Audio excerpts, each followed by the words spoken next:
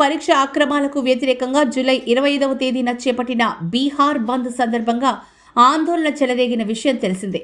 ఆందోళన చేస్తున్న విద్యార్థులపై AK-47 తుపాకీతో ఒక పోలీసు అధికారి కాల్పులు జరిపారు. ఈ ఘటన తీవ్ర దుమారం రేపడంతో బాధ్యులైన అధికారులపై చర్యలు తీసుకోవాలని, కాల్పులు జరిపిన పోలీసులపై FIR నమోదు చేయాలని కోరుతూ రాజ్యసభ ఎంపీ మనోజ్ కుమార్ ఝా సుప్రీంకోర్టులో ప్రజా ప్రయోజన వ్యాజ్యాన్ని దాఖలు చేశారు. అటు కాల్పులు జరిపిన అధికారిని పోలీసు శాఖ సస్పెండ్ చేసింది.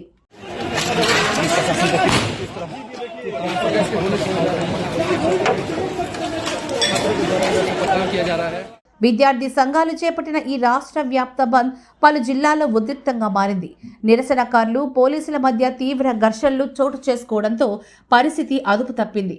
ఆందోళనకారులను చెదరగొట్టడానికి పోలీసులు పలుచోట్ల లాఠీచార్జ్, టియర్ గ్యాస్, వాటర్ క్యాన్లను ప్రయోగించారు.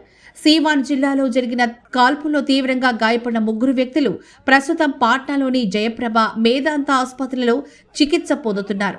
వారిలో 15 ఏళ్ల మొహమ్మద్ ఆరిఫ్ అనే బాలుడు కూడా ఉన్నాడు. ఒక దుకాణంలో పనిచేసే ఆరిఫ్ బంద్ కారణంగా షాప్ మూసివేసి ఇంటికి తిరిగి వెళ్తూ ఉండగా అతని మెడలోకి బుల్లెట్ దిగింది. వైద్యులు శస్త్రచికిత్స చేసి బుల్లెట్ను తొలగించారని, ప్రస్తుతం అతని పరిస్థితి నిలకడగా ఉందని కుటుంబ సభ్యులు తెలిపారు.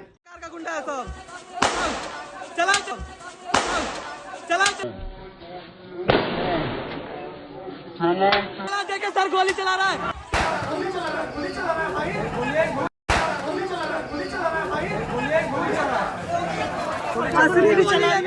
రాజధాని పాట్నాలో కూడా భారీ సంఖ్యలో విద్యార్థులు గాంధీ మైదాన్ వైపు ర్యాలీగా తరలి వెళ్లారు. అక్కడ ఆందోళనకారులకు, పోలీసులకు మధ్య తలెత్తిన తీవ్ర వాగ్వాదం ఘర్షణకు దారితీసింది. ఈ ఘటనపై బీహార్ ప్రతిపక్ష నేత తేజస్వి యాదవ్ తీవ్ర స్థాయిలో విరుచుకుపడ్డారు. నిరసన తెలుపుతున్న విద్యార్థులపై ఒక పోలీసు అధికారి AK-47తో కాల్పులు జరుపుతున్న వీడియోను సామాజిక మాధ్యమాల్లో పంచుకుంటూ దోషులైన అధికారులపై కఠిన చర్యలు తీసుకోవాలని డిమాండ్ చేశారు. ఈ అంశంపై లోక్సభ ప్రతిపక్ష నేత రాహుల్ గాంధీ కూడా స్పందించారు.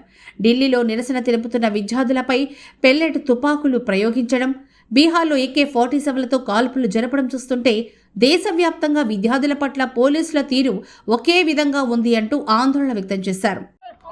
जिस प्रकार से कल पुलिस की कार्रवाई की गई, AK-47 से जो है गोलियां चलाई गई, लाठी डंडे बरसाए गए, कई छात्र जो है निर्दोष लोगों को जो है गोली लगी है। और हम तो जिन तीनों को गोली लगी है, तीनों छात्राओं से हमने बात की है। कोई 15 साल का है, कोई 18 साल का है, कोई आर्मी की तैयारी कर रहा है, कोई अपना घर चलाने के लिए दुकान में काम करता है, और कोई जो है, एक तो यूपी का लड़का है जो सिवान आया था, और तीनों निर्दोष, और तीनों को जो है गोलियां लगी।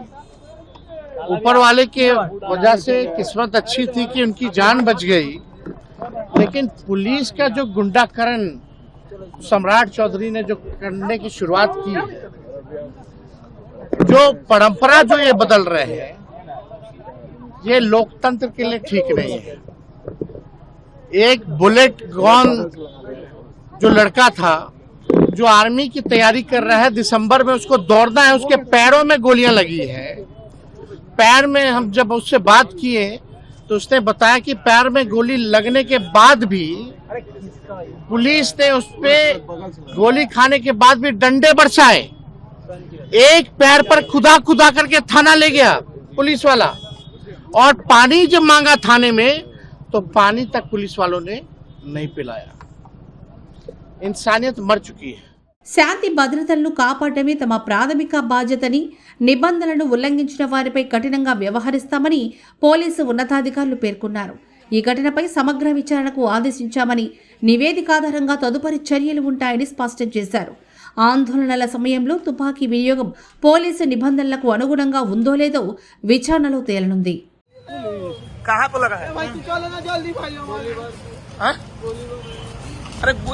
क्या नाम है? क्या नाम है आपका?